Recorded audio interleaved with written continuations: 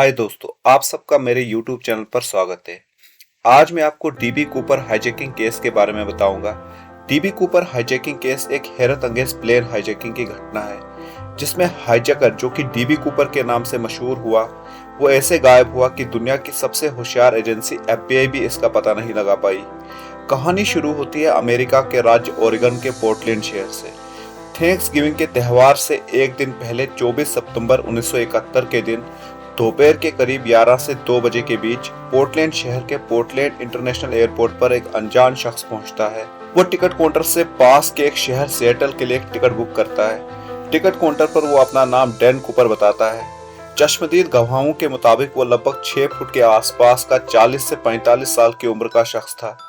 उसने black business suit, एक trench coat, white shirt, एक पतली काली टाई और ब्राउन शूज पहने थे।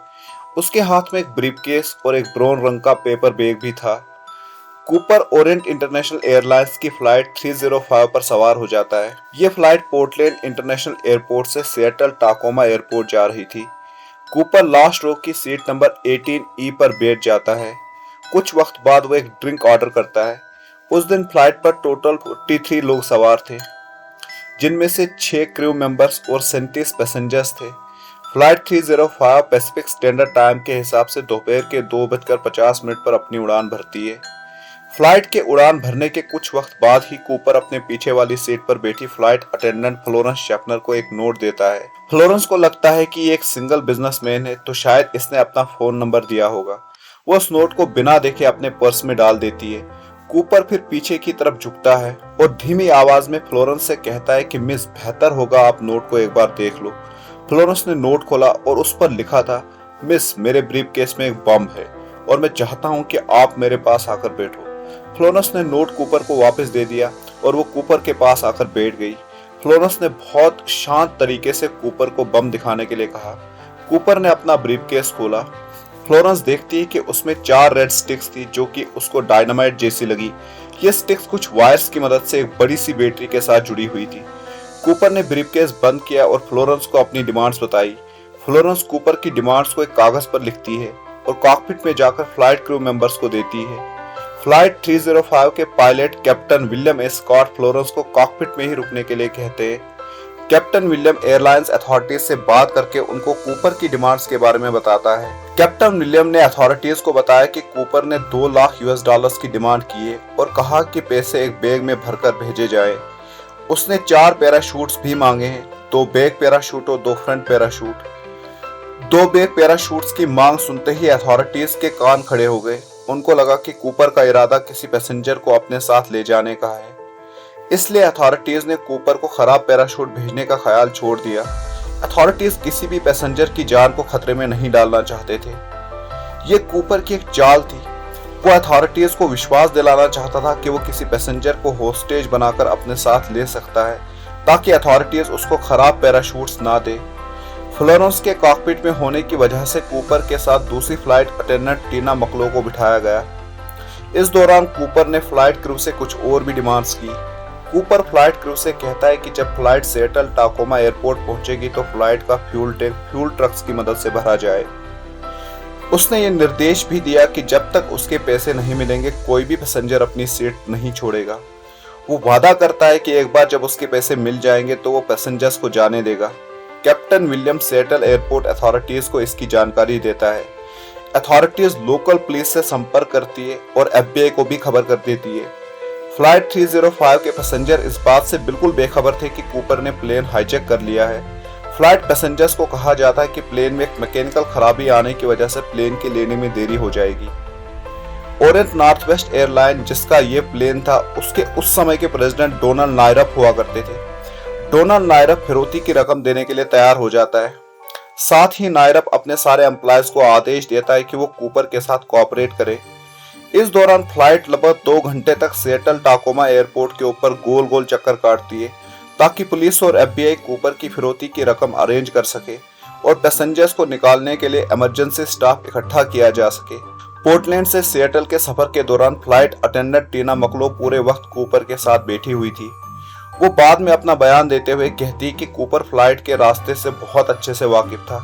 वो कहती है कि जब एयरक्राफ्ट टाकोमा के ऊपर पहुंचा तो कूपर ने खिड़की से बाहर देखते हुए कहा कि लगता है कि हम टाकोमा पहुंच गए। मकलो कहती कि कूपर जरा भी नर्वस नहीं था।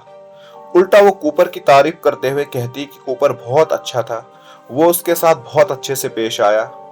मकलो कहती है कि उसने कूपर से पूछा था कि आपने नॉर्थ वेस्ट ओरिएंट एयरलाइंस का ही प्लेन हाईजैक क्यों किया। वो कहती है कि कूपर इस बात पर हंसते हुए जवाब देता है कि ऐसा नहीं कि मुझे पर्टिकुलरली तुम्हारी एयरलाइन से कोई शिकायत है, लेकिन मेरी एक शिकायत जरूर है।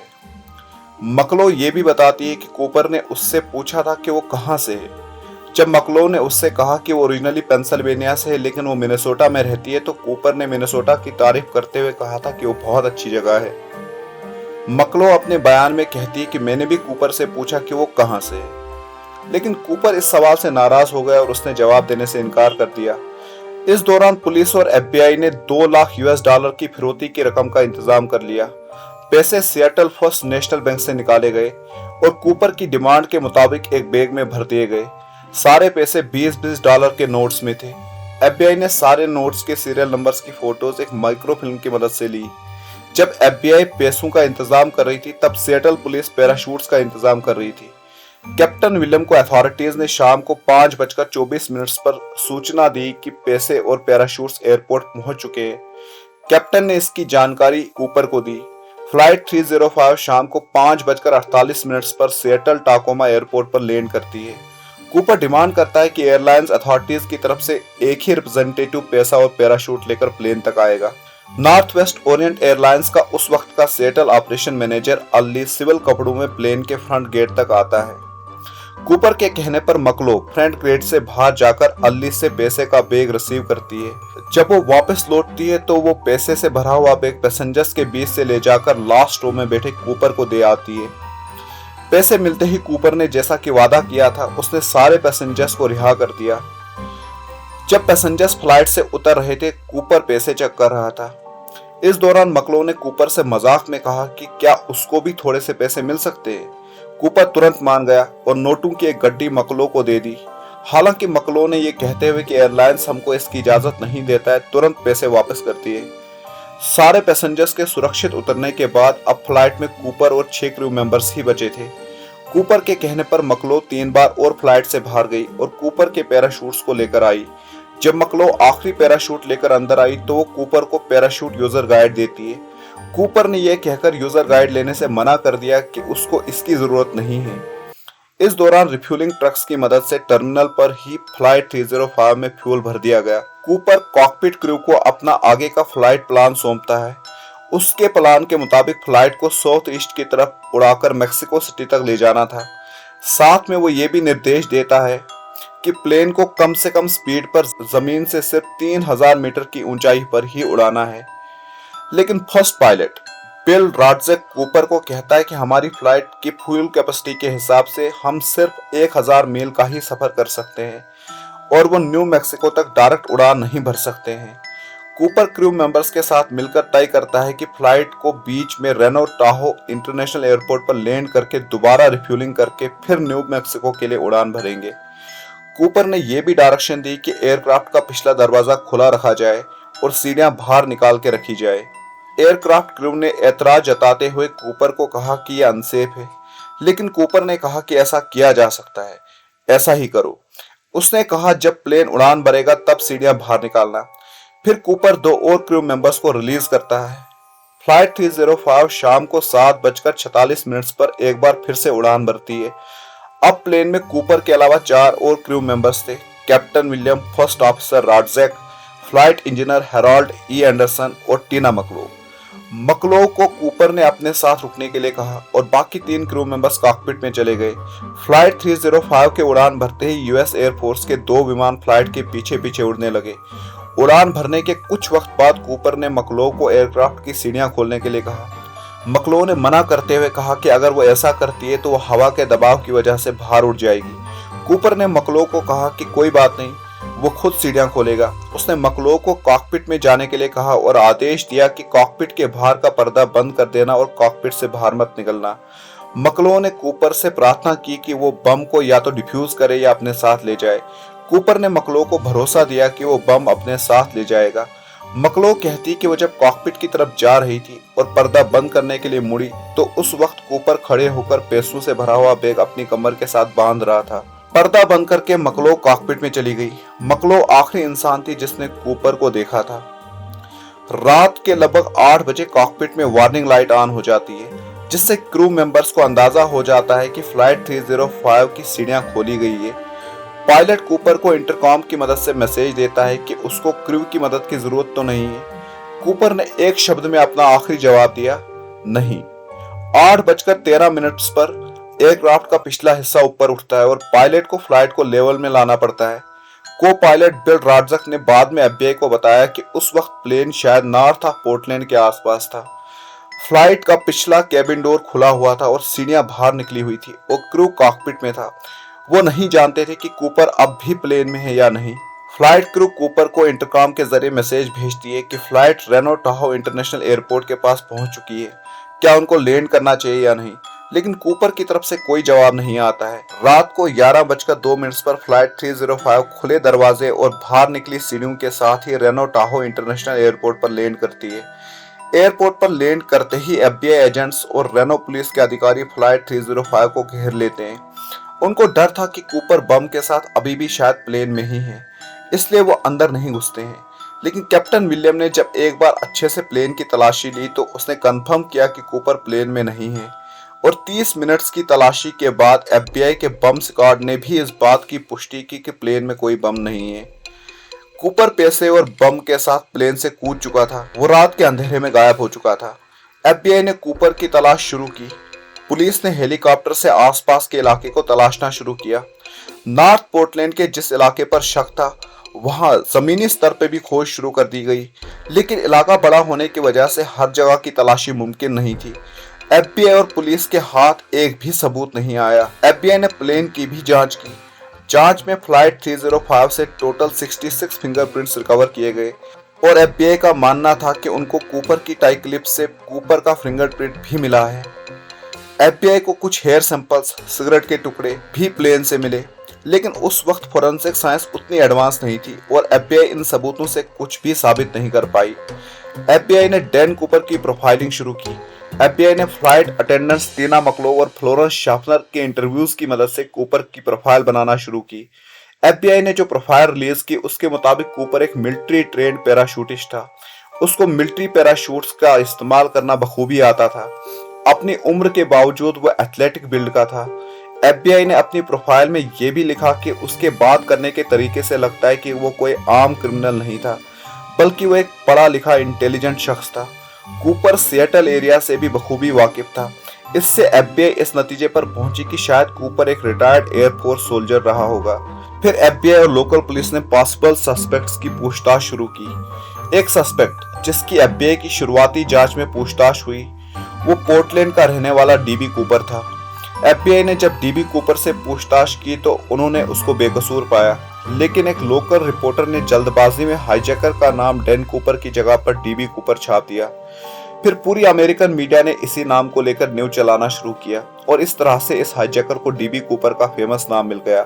आज पूरी दुनिया इस हाईजैकर को डीबी कूपर के नाम से ही जानती है।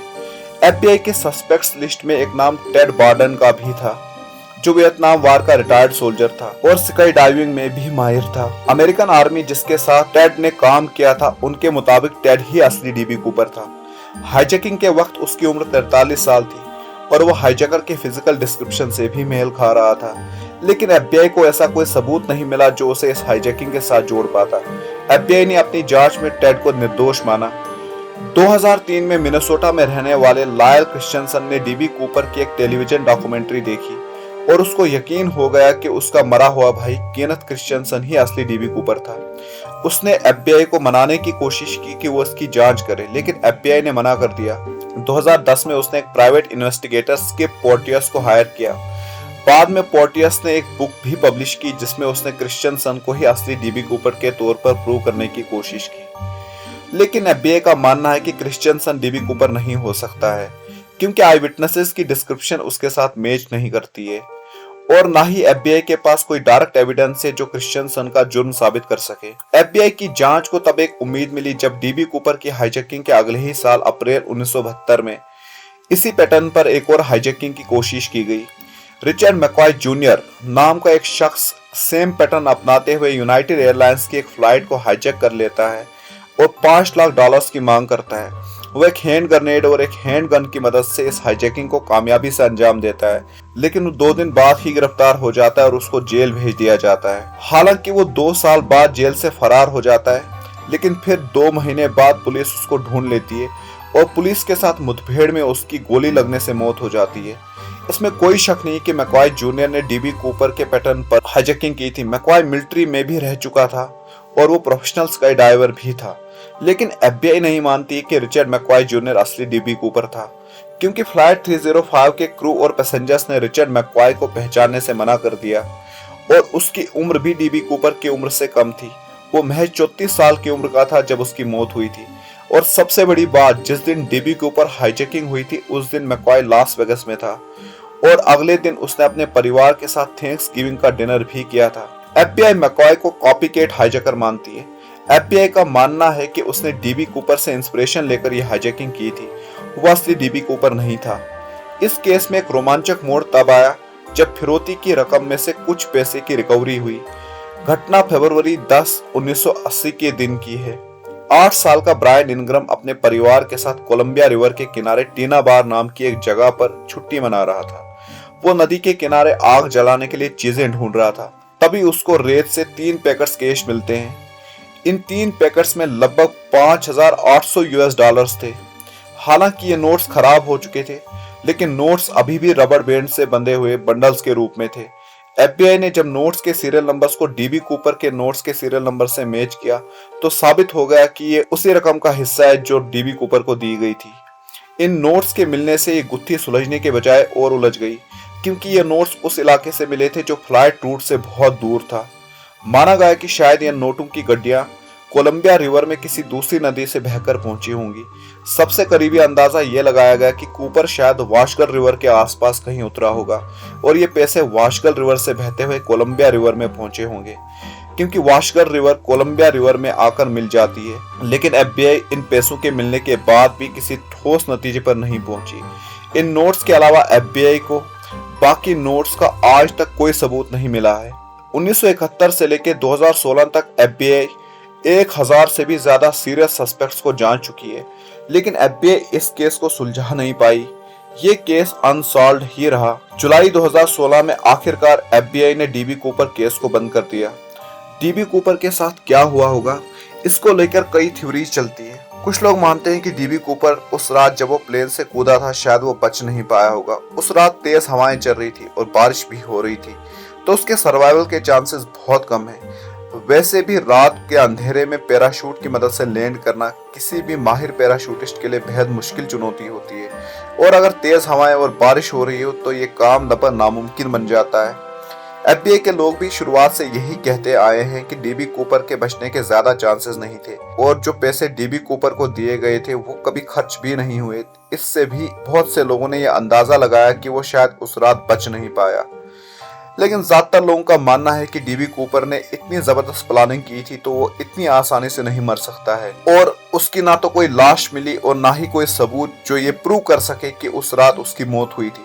ज्यादातर लोग मानते हैं कि कोलंबिया रिवर के पास जो नोट्स मिले थे वो कूपर ने खुद दफनाए थे, ताकि वो दुनिया को बता सके कि वो अभी भी जिंदा है। और इस तरह से ये रहस्य कि डीबी कूपर कौन था और वो इतना पैसा लेकर कहां गायब हुआ, ये अभी तक बना हुआ है। दुनिया भर के जर्नलिस्ट, प्राइवेट इन्वेस्टिगेटर्स और कई तरह के लोग आज भी इस केस पर लगातार काम कर रहे हैं, इस उम्मीद के साथ कि एक ना एक दिन वो डीबी कूपर की असली पहचान का पता लगा कर रहेंगे। मैं भी उम्मीद करता हूं कि कोई ना कोई कभी ना कभी इस रहस्य का पता जरूर लगाए, ताकि हम जान सके कि असल में डीबी कूपर था कौन। दोस्तों, आज की इस वीडियो में इतना ही। मिलते हैं नेक्स्ट वीडियो में किसी और रोमांचक किस्से के साथ। Thank you.